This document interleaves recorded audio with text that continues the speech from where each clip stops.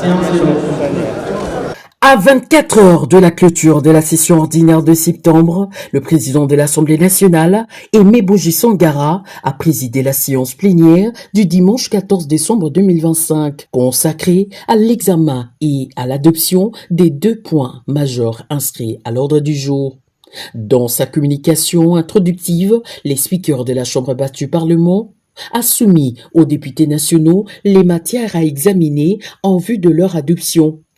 Avant la présentation du projet de loi portant habilitation du gouvernement par le ministre d'État en charge de la formation professionnelle, Marc Ekila, représentant le ministre d'État en charge de la justice en mission, le rapporteur de l'Assemblée nationale, le professeur Jacques-Julie Sengekeli, a procédé à la lecture des dispositions pratiques relatives à l'article 129 de la Constitution. Article 129 de la Constitution. Le gouvernement peut, pour l'exécution urgente de son programme d'action, demander à l'Assemblée nationale ou au Sénat l'autorisation de prendre par ordonnance loi pendant un délai limité et sur de matières déterminées de mesures qui sont normalement du domaine de la loi. Ces ordonnances lois sont délibérées en Conseil des ministres. Elles entrent en vigueur de leur publication et deviennent caduques si le projet de loi de ratification n'est pas déposé devant le Parlement au plus tard à la date limite fixée par la loi d'habilitation. Les dispositions du règlement intérieur sur la loi d'habilitation, section 5, article 174, le gouvernement peut, pour l'exécution urgente de son programme d'action, demander à l'Assemblée nationale l'autorisation de prendre par ordonnance loi pendant un délai limité et sur des matières déterminées des mesures qui sont normalement du domaine de la loi. Ces ordonnances lois sont délibérées en Conseil de ministres. Elles entrent en vigueur de leur publication et deviennent caduques si le projet de loi de ratification n'est pas déposé devant le Parlement au plus tard à la date limite fixée par la loi d'habilitation. S'en est suivi la présentation du projet de loi portant habilitation du gouvernement par le ministre Marc Ekila. Dans son exposé des motifs, il a souligné la pertinence de cette démarche dans un contexte marqué par l'agression dont est victime la République démocratique du Congo dans sa partie est, ainsi que par la nécessité du maintien de l'état de siège. Il a également insisté sur l'importance de réforme du système de justice militaire en vue de renforcer la discipline au sein de forces armées et de lutter efficacement contre l'impunité. Abordant les questions socio-économiques, le ministre d'État indique que la création d'une classe moyenne congolaise passe notamment par la révisitation de la loi sur la sous-traitance et par la mise en place d'un cadre légal solide relatif au contenu local. Il a par ailleurs plaidé pour l'amélioration des conditions de vie de militaires et des anciens combattants,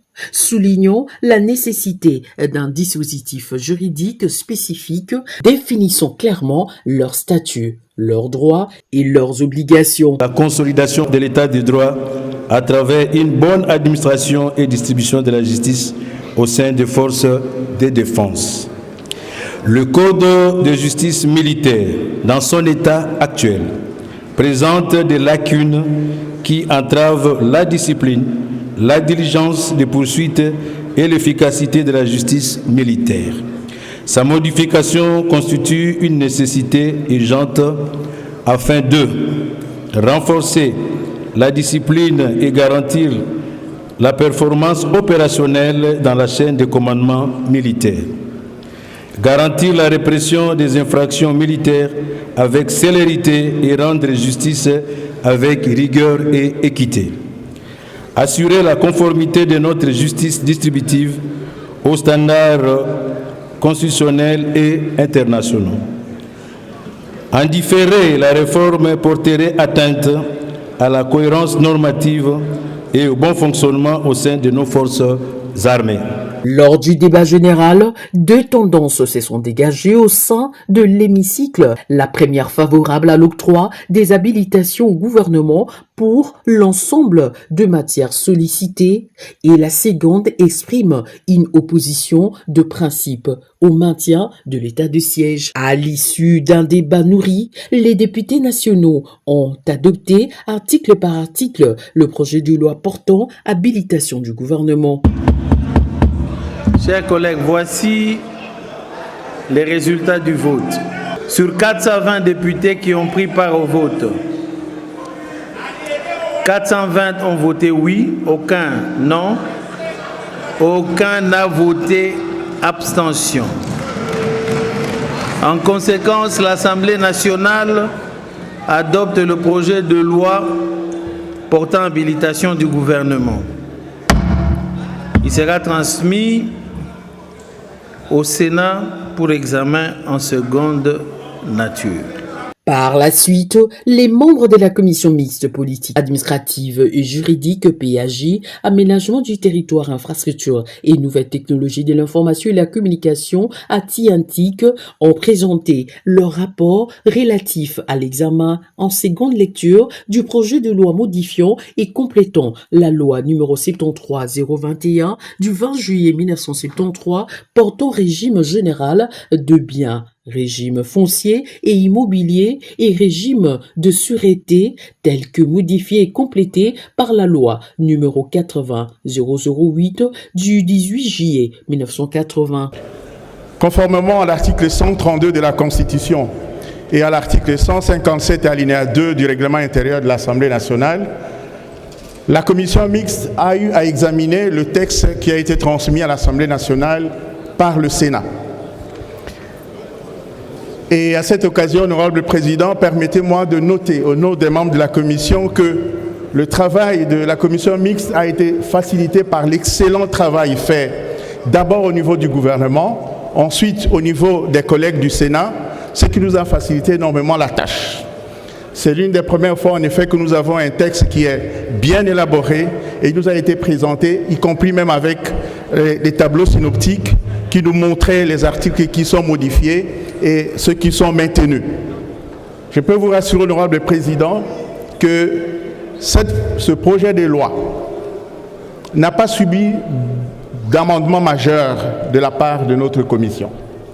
Sur la dizaine d'amendements qui vont vous être proposés, il y en a une bonne dizaine encore qui sont des simples amendements de forme.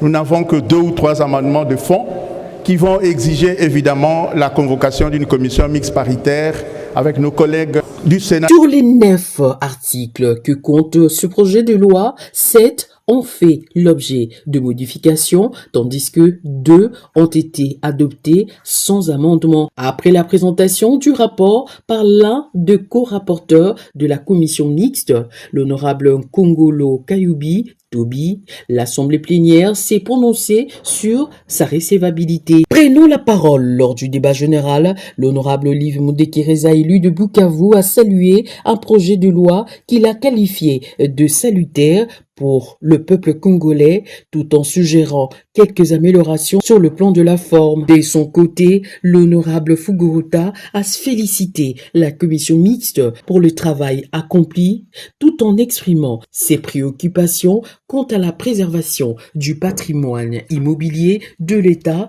qu'il estime menacé par les intérêts étrangers. Sur 420 députés nationaux ayant pris part au vote, 400 ont voté pour, aucun député n'a voté contre ni abstention. Après leur adoption, les 2 lois seront transmises au chef de l'État pour promulgation conformément à la Constitution.